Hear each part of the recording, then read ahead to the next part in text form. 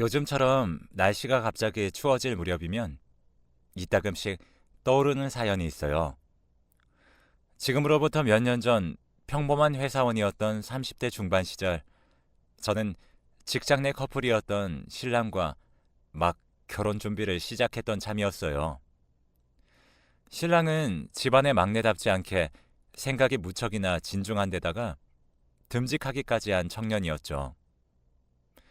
하지만 저에게는 결혼 준비를 하는 내내 걱정거리가 하나 있었는데요. 그건 바로 시어머니와 신랑의 시형제들이었어요. 그리고 가난한 시어머니는 심한 생활고를 겪고 있는 반면에 잘난 삼형제는 상류층의 삶을 영위하고 있는 오묘한 시댁의 분위기였어요. 먼저 첫 번째 걱정에 대해서 얘기하자면 시어머니는 다른 시형제에게는 비싼 과외니 학원이니 뒷바라지를 하고 잘 가르쳐서 명문대까지 떡하니 졸업시켜 놓았으면서도 어쩌면 가장 마음쓸 늦둥이이자 막내인 신랑에게는 학원은커녕 대학 등록금 한 푼 지원해주지 않았다는 거예요. 그런 차별 대우 속에서도 신랑은 혼자 죽어라 공부한 끝에 명문대인 S대에 당당히 합격했지만 결국 등록금 문제로 인해 전액 장학금이 지원되는 대학을 선택해야만 했고요. 그래서 저의 첫 번째 걱정은 시어머니가 자식 차별하는 어머니가 아닐까 하는 것이었어요. 다음으로 시형제들도 걱정이기는 마찬가지였죠. 사실 오히려 이쪽이 더 복잡한 문제였어요. 시어머니의 뒷바라지 덕분에 S대를 졸업한 시형제들은 소위 사자 직업을 한 자리씩 꿰찬 사람들이었는데요. 그런 잘난 시형제들과 동서들은 평범한 직장인인 제 신랑을 대놓고 무시하기 일쑤였어요. 어렵게 자란 늦둥이 막내를 감싸주지는 못할 망정 4년제 겨우 졸업한 무식한 놈 취급하지를 않나, 사자 직업을 갖지도 못한 집안의 수치라고 해대질 않나, S대 동문인 형제들끼리 가족 외식을 하겠다면서 신랑에게 먹다 남은 잔반으로 밥이나 해먹으라고 희죽거리던 날에는 제 치가 다 떨릴 지경이었어요. 상황이 이러니 저의 두 번째 걱정은 당연히 시형제들의 인성 문제였죠. 그렇게 저는 걱정 속에서 상견례 날을 맞이하게 되었고, 뜻밖에도 저와 친정 부모님 앞에 눈물로 고백하는 시어머니의 모습과 마주하게 되었어요. 걱정 많았지? 서운한 마음도 많았을 테고, 다른 형제들은 번듯하게 키운 것 같은데 막내인 네 신랑한테는 그러지 못하는 이 시애미가 말이다. 음, 솔직히 말씀드리자면 맞아요. 어머님이 아들 자식 편애하는 사람일까봐, 혹시라도 그렇다면 앞으로 아내이자 며느리로서 어떻게 대처해야 하나 그런 고민이 컸죠. 막내 동생을 그런 식으로 취급하는 시형제들의 모습도 조금 걱정이었고요. 조금 많이요. 미안하다. 미안해. 그게 다 내 업보란다. 내가 우리 막내를 그렇게 내몰고야 말았어. 업보라뇨? 지금이야 국민연금으로 근근히 먹고 사는 처지라지만 한때 우리 집안은 떵떵거리며 살고도 남을 만큼 큰 부잣집이었단다. 얘기는 가끔 들어서 알아요. 신랑 말로는 자기는 기억도 잘 안 나는 옛날 얘기라고 하더라고요. 그치? 그때 우리 늦둥이가 국민학교 몇 학년 때이던가? 아무튼 그 무렵이었으니까는. 대체 무슨 일이 있었던 건데요? IMF가 터졌어. 그때까지만 해도 멀쩡히 살아있던 네 시아버지의 사업이 쫄딱 망해버렸단다. 아, 네. 이어지는 시어머니의 사연은 갑작스러운 IMF 사태로 인해 사업에 실패한 시아버님은 충격으로 비명행사하셨고, 하루아침에 과부가 되어버린 시어머니는 어마어마한 사업비까지 떠안고야 말았어요. 그 빚을 갚느라 막내 아들에게는 뒷바라지를 제대로 해줄 수가 없었대요.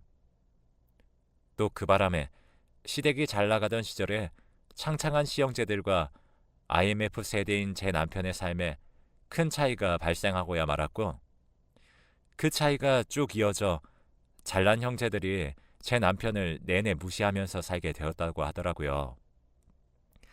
그렇게 모든 사연을 털어놓은 시어머니는 저의 손을 꼭 잡아주며 연신 사과했어요. 막내를 다른 형제만큼 가르치지 못했다는 거, 막내가 다른 형제들만큼 부유한 삶을 살지 못하고 있다는 거, 그게 내 평생의 한이고 막내를 향한 미안함이란다. 차라리 거기서 끝났으면 조금이나마 나았을 것을 이를 어쩌니. 내 업보를 너에게까지 떠안겨주게 생겼는데, 그래서 시엠이랍시고 앉아있는 내 모습이 너에게 너무 죄스럽고 염치가 없구나. 아니요, 어머니. 저는 괜찮아요. 힘들었던 사정도 전부 다 이해하고요. 저는 그렇게 시어머니를 향한 걱정을 접었어요. IMF 때 무너진 집안이 한둘도 아니고 돈 때문에 결심한 결혼도 아니었던 데다가 형제들에게 뒷바라지를 해야 할 시기에 경제적 어려움이 닥쳐왔던 사정이 너무나 분명했고, 그러한 사실을 숨기지 않고 고백하는 시어머니 인품을 보아하니 집안이 망하지 않았더라면 신랑에게도 형제들과 똑같은 뒷바라지를 베풀었을 뿐일 테니까요. 그래서 저는 시어머니의 인품 딱 하나만 믿고 결혼을 다시금 결심하게 되었어요. 잘난 척 유세라는 유세는 다 떨어대는 시형제들의 무시와 차별 속에서 신랑을 제 손으로 반드시 지켜주겠다는 다짐과 함께요. 그렇게 결혼에 꼴이 난 바로 직후부터 저는 그 다짐을 지키기 위해 시형제들과 맞서기 시작했어요. 대부분 이런 식이었죠. 저기요, 셋째 아주버님, 듣자니 말이 너무 지나치시네요.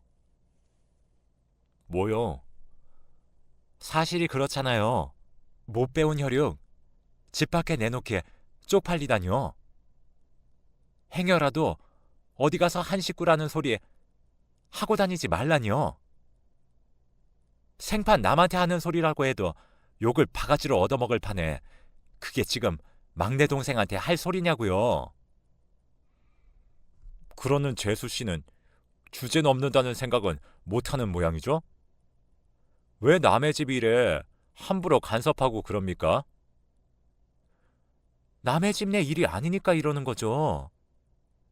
제 남편 일이고 저도 엄연히 이 집 식구니까 이러는 거 아니겠어요? 그리고 큰 아주버님하고 둘째 아주버님도 사람이 그러면 안 되는 거예요. 손 윗사람이면 손 윗사람답게 중재하고 말리지는 못할 망정. 이게 뭐냐고요? 매번 제일 먼저 나서서 막내 무시나 해대질 않나?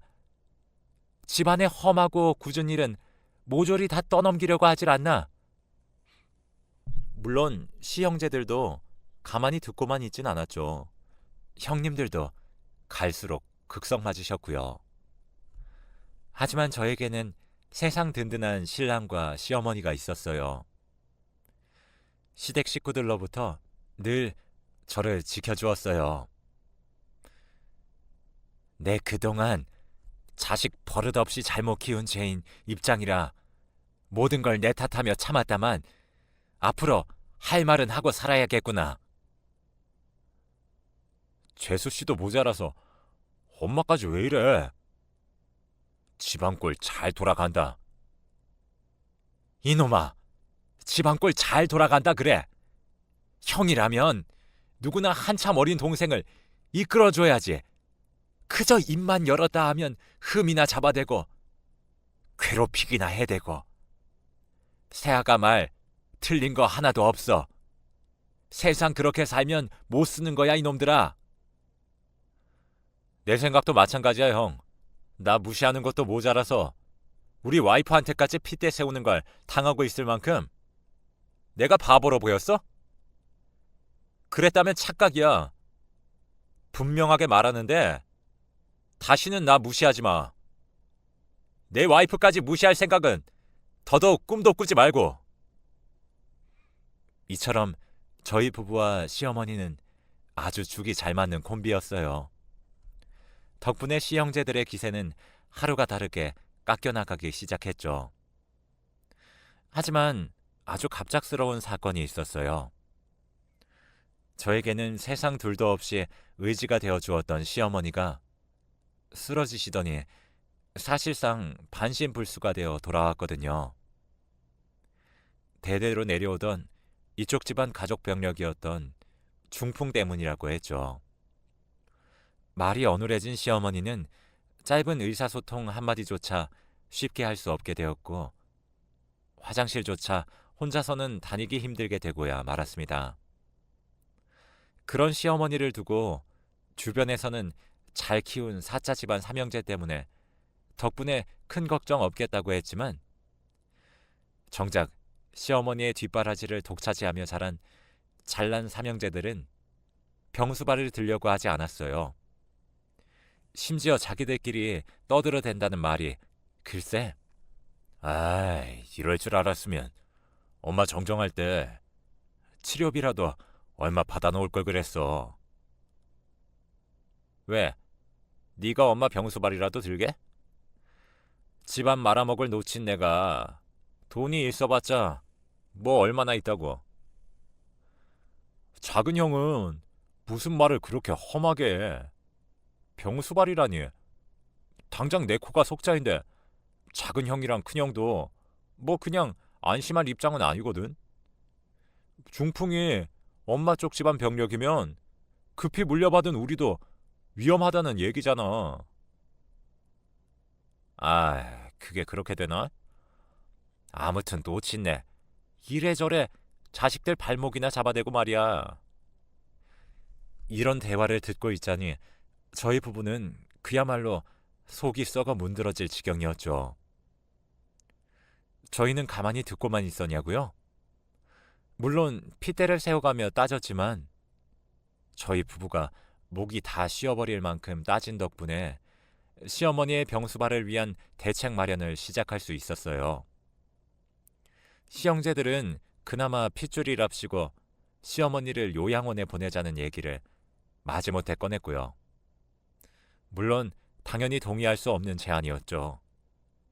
요양원 얘기 자체만으로도 못마땅한데 시형제들이 지들 멋대로 알아보기 시작한 요양원은 최대한 값싼 요양원이었거든요. 설상가상 이번에는 형님들이 들고 일어났어요.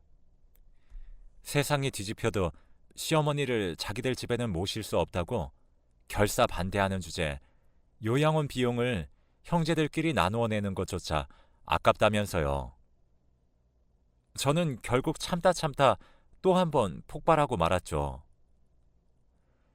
아주버님들, 그리고 형님들, 당신들이 지금 제정신입니까? 재수 씨는 매번 선을 너무 넘어. 그 세대들은 성격이 다 그 모양인가? 글쎄요. 선을 넘는 건 당신들이죠.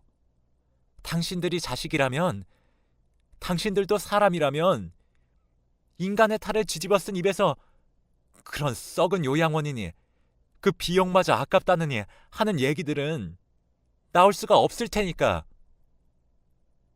이봐요, 재수씨. 우리 어머님이 왜 요양원 들어가셔야 하는데? 장성한 자식을 넷이나 멀쩡히 두고 왜? 뭘 모르면 그냥 잠자코 우리가 하자는 대로 하기나 해요. 아니, 말로다가 엄마 최대한 값싸게 모실 수 있으면 두루두루 좋은 거 아니야? 오히려 없이 사는 재수 씨네 입장에서야 제일 이득일 거고. 그렇게는 못하겠는데요. 못하겠다면 직접 병수 밟으시게? 그럴 능력이나 있나 몰라. 그렇게 잘 배우고 잘났다는 양반이 의외로 무식한 구석이 있네요. 하긴 맨날 이런 식이었지. 뭐? 무식? 잘 들어요. 아픈 부모 모시는데 제일 필요한 건 정성과 사랑과 마음이야. 그래서 우리 어머님은 내가 모십니다. 배은망덕한 당신들 대신해서. 이렇게 호언장담하며 돌아섰지만 시형제들은 반신반의하는 눈치였어요. 그럴만도 했던 것이 맞벌이 부부인 저희 입장에서는 몸조차 제대로 가누지 못하는 시어머니를 24시간 케어하기는 어려운 상황이었으니까요. 저는 결국에 사직서를 내면서까지 신혼집으로 시어머니를 모셔왔습니다. 시어머니가 행여라도 저에게 작은 미안함이라도 품지 않도록 거짓말을 쳐가면서요. 어머님 때문 아니에요. 정말 저희 결혼한 지 벌써 꽤 됐는데 아직 아이가 없어서 사직서 낸 거예요. 여유를 가지고 몸 관리도 해가면서 임신 준비도 하고 육아 공부도 하고 뭐 그럴 겸 해서요. 그러니까 절대 미안해하지 마세요. 아셨죠? 그랬더니 어머님은 중풍으로 인해 삐뚤빼뚤한 글씨로 고맙다. 언젠가는 복으로 돌아올 일이 있을 거야. 하는 편지를 적어 저희 부부에게 건넬 때면 저는 늘 한결같이 대답했어요. 저희가 어머니 자식이잖아요. 아들이고 딸이잖아요. 어머님이 신랑을 낳아주신 것만으로도 충분히 복받았어요. 진심으로요.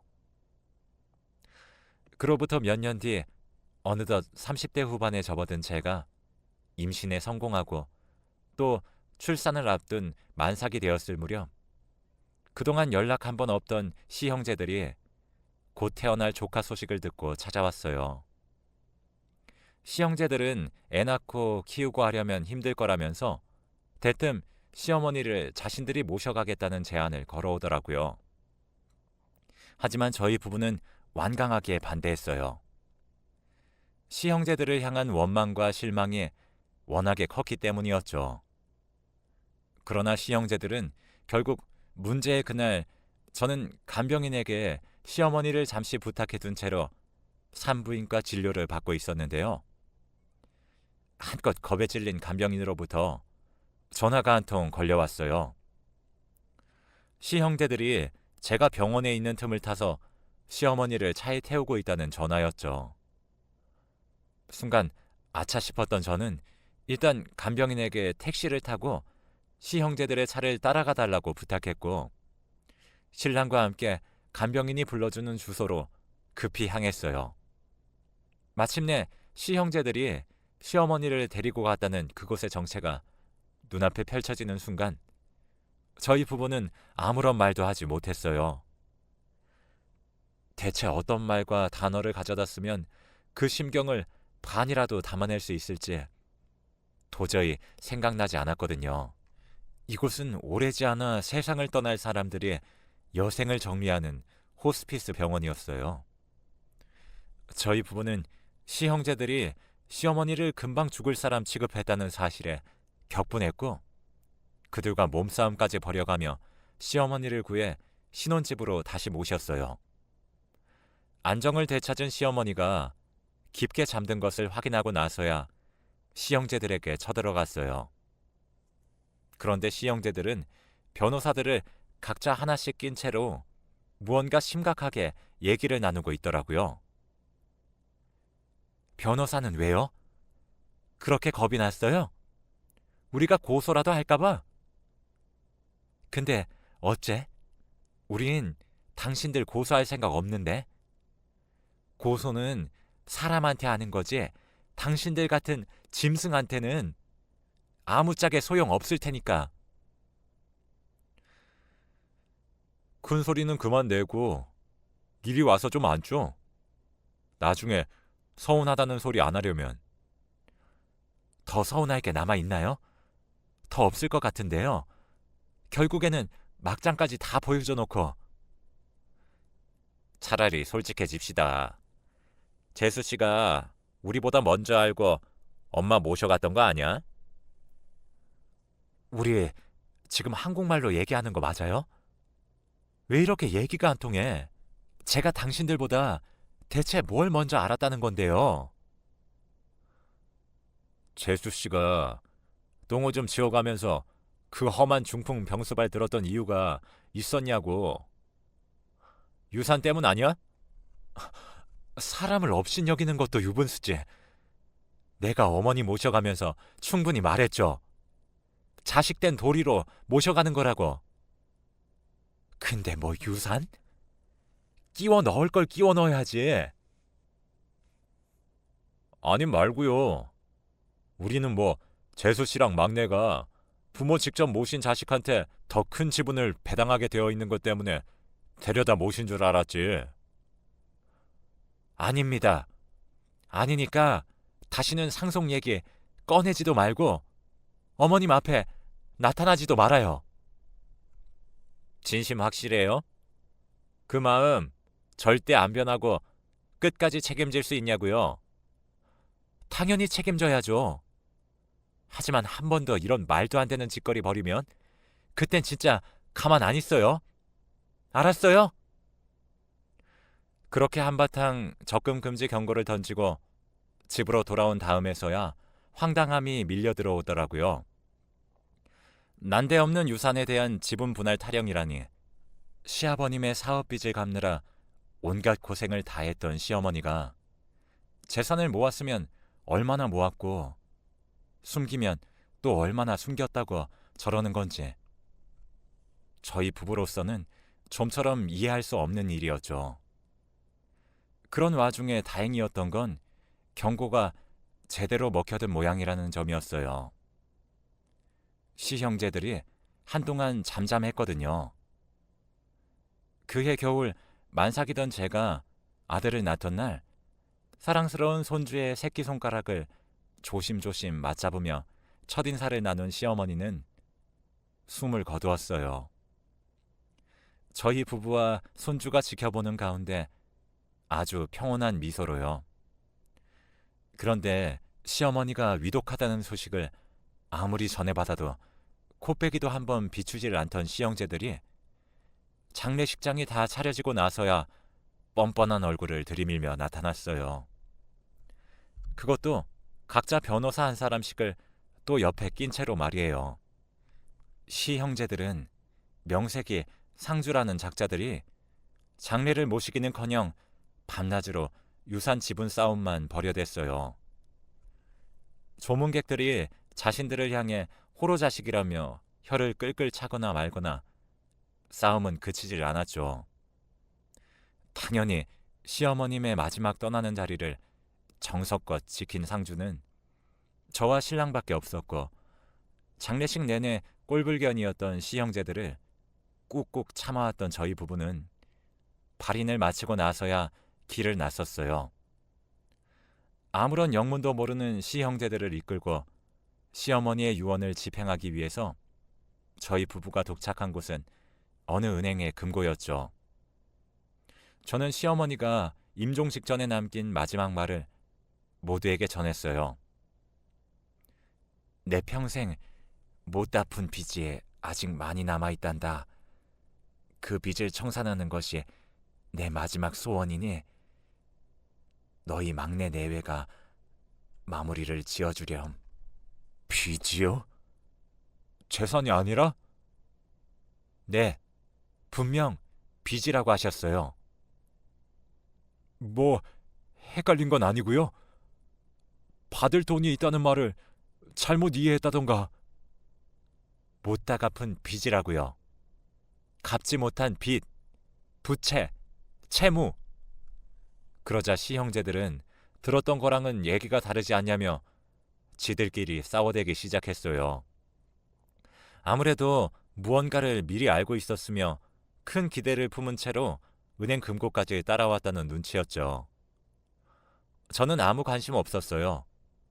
머릿속에 딱 한 가지 생각만 가득했거든요. 제가 어머님이 남긴 빚 전부 세상 딱 하나 남은 자식인 저랑 신랑이 갚아 나가겠다고요. 왜 그렇게까지? 그렇게 해드려야 이 한많은 세상에 작은 미련이나마 남아있지 않도록 전부 치워드려야 어머님 가시는 길이 마음 편한 꽃길이 될 수 있을 테니까요. 얼마나 큰 빚인 줄 알고요. 아직 금고는 열어보지도 않았잖아요. 상관없어요. 저는 어머님 믿습니다. 저희가 할 수 있는 만큼일 거예요. 굳게 결심한 저는 금고를 열어 젖혔어요. 아니나 다를까 종이장 한 무더기가 들어있더라고요. 그 종이들이 차용증이나 채무 서류라고 생각한 시형제들이 슬금슬금 뒷걸음질을 치는 사이 서류들을 찬찬히 훑어보던 저는 소스라치게 놀라고야 말았어요. 빚과 관련된 서류들이 아니라 작게는 100만 원부터 크게는 억대를 호가하는 주식 증권들이 있었거든요. 이에 시형제들은 언제 뒷걸음질 쳤냐는 듯 반색하며 금고를 향해 달려들었어요. 그리고 우리가 들었던 엄마 얘기가 전부 사실이었다며 만세를 불러댔어요. 시형제들을 통해 그동안 유산 어쩌고 했던 이해 불가능한 행동들의 이유가 드디어 밝혀졌어요.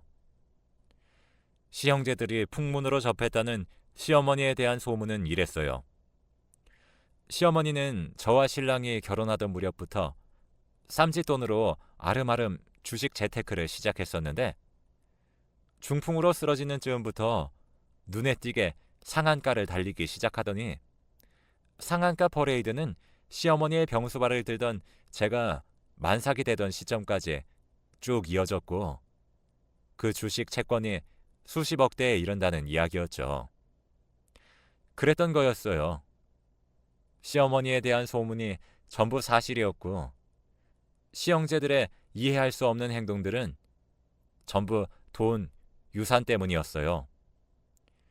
중풍, 병수발을 해왔던 저희 부부가 행여 한 푼이라도 더 가져갈까 질투한 나머지 시어머니를 무단으로 데려가 버렸고 그래놓고는 정작 병수발을 들 자신은 없어서 시어머니를 어디 호스피스 병동에 처박아 둔 채로 유산 싸움이나 벌이고 있었던 거죠. 모든 내막을 알게 된 저희 부부는 시형제들을 향한 환멸로 치를 떨었지만 그러거나 말거나 시형제들은 또 각자의 변호사들에게 빨리 와달라며 전화를 돌리느라 바쁘더군요. 시어머니가 갑자기 위독해졌던 탓에 별다른 유언장을 남기지 못했고 유산 따위에는 욕심조차 없었기에 변호사니 뭐니 준비도 못한 저희 부부에게 불리했던 상황이었죠. 바로 그때 주식증권들 속에서 무언가를 발견한 제가 소리쳤어요. 잠깐만요. 이거 어머님 친필 편지예요. 확실해요? 엄마 친필 편지 확실하냐고, 재수 씨. 맞아요. 중풍 때문에 삐뚤빼뚤해진 글씨체. 어머니 확실해요. 그걸 우리더러 믿으라고요? 설마 지금 이거 다 짜고 치는 고스톱 아니야? 그럼 은행을 믿으시던가요. 어머님의 금고라는 보증보다 더 확실한 증거는 없을 테니까요. 그러자 은행 직원이 어머님의 금고가 맞다는 사실을 분명하게 확인시켜 주었고 저는 어머님의 편지를 또박또박 읽어나가기 시작했어요. 우리 착한 막내 내외 듣거라. 내 평생 미처 다 갚지 못하고 떠나는 빚이 있으니 너희가 대신 마무리 지어주려무나. 첫 번째 빚은 늦둥이 막내 아들을 제대로 가르치지 못했다는 마음의 빚이란다. 다른 형제들처럼 뒷바라지를 해주지 못해 지금껏 무시당하며 살게 만들었던 업보란다. 그러니 내 유산의 절반으로 막내 아들을 향한 빚을 갚는다. 두 번째 빚은 회사의 사표까지 내가며 병수발을 들어줬던 막내 며느리, 친딸이나 진배 없는 딸을 향한 고마움이다. 유산의 남은 절반으로 그 고마움을 갚는다. 무슨 말이야? 적혀있는 그대로 읽은 거 맞아? 왜 우리 삼형제 얘기는 하나도 안 나오냐고? 정 못 믿겠으면 당신네들이 직접 읽어보던가요. 마침 시형제들이 연락했었던 변호사들이 헐레벌떡 도착했고, 그중 대표 변호사 하나가 시어머니의 편지를 넘겨받아 마저 읽게 되었어요. 너희가 이 편지를 읽는다는 건 내 삶이 다했다는 것이겠지. 순리인이 너무 슬퍼 말고 떠나는 길에서야 편지를 공개한다. 너무 서운해 말거라. 형제놈들로부터 막내를 지키고자 죽은 뒤에야 이야기를 전할 수밖에 없었어. 살아생전에 이 유언장을 공표하면 내용을 고쳐서 넣으려는 성화에 막내 내외가 모진 고생을 했을 테니 말이다. 더불어 한창 정신없을 막내 내외를 위해 공증까지 맞춰두었으니 너희 금수만도 못한 형제들은 10원 한 장 눈독 들이지 말고 썩 물러가거라. 평생 반성하며 살아 내 저승에서도 똑똑히 지켜볼 거니까. 시어머니의 편지는 동시에 유서인 셈이었어요. 그렇기에 내용대로 유일한 유언장임을 증명하는 공증서류가 발견되었으니까요. 이에 변호사들마저 시 형제들에게 고개를 내저으며 저희 부부가 상속을 포기하지 않는 한 그들에게 돌아갈 재산은 없다는 사실을 전했고, 잠시 고민하던 저는 마침내 대답했어요. 정말 유산 욕심 같은 건 전혀 없었어요. 금고를 열던 그 순간까지 단 한 번도. 지금도 마찬가지예요. 하지만 어머님이 아주버님들을 자식 취급 그만하기로 했으니 당신들은 권리가 없어요. 어머님에게는 오직 저와 신랑만이 세상 유일한 자식이었으니 마지막 떠나는 마음 감사하게 받겠습니다. 그렇게 지금 수십억 유산을 상속받은 저희 부부는 이전과 다름없는 삶을 살고 있어요. 남편은 여전히 직장을 다니고 큰 부자가 되었음에도 겸손함과 성실함은 잃지 않았죠. 저는 육아를 하는 한편으로 요양병원에 봉사활동을 다니고 있어요. 요양병원의 어르신들이 저를 두고 글쎄 천사라네요. 그만큼 열심히 해왔고 이쁨도 받는다는 뜻이겠죠. 애석하게도 금수만도 못한 시형제들은 여전히 사짜 직업 덕분에 잘 먹고 잘 살아요. 그렇다고 해서 너무 억울하게 생각하지 않으려고요. 그 자식들도 시형제들을 꼭 빼닮았는지 부모를 공경하기는커녕 돈으로밖에 안 보거든요. 뭐 부모가 할머니를 어떻게 대했는지 뻔히 보고 자랐으니 아주 당연한 일이겠죠. 그래서 시형제들의 삶은 결국 실패해버린 것과 다름없는 것 같아요. 훗날 시형제들이 늙고 병들었을 때 자식들로부터 어떤 대접을 받을지가 아주 훤하니까요. 항상 좋은 마음으로 바르게 삶을 살아가 보려고 합니다. 그들과는 반대로 우리 아들은 사람같이 따뜻하게 자라지 않을까요? 긴 이야기 들어주셔서 감사해요. 항상 건강하시고 하고자 하시는 일 모두 이루시길 바랍니다.